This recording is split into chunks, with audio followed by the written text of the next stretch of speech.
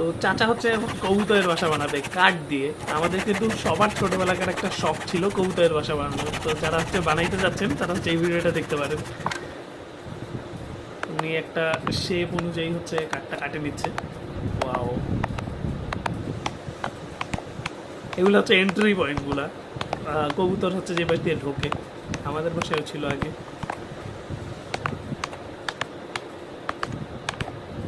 গ্রামে কিন্তু হিউজ পরিমাণ বাসা, ইভেন গ্রামে কি বলতেছি, শহরেও কিন্তু এখন অনেকে হচ্ছে কবুতরের বাসা বানাচ্ছে ছাদের উপরে রাখার জন্য। ছাদের উপর হচ্ছে কবুতর পালতেছে।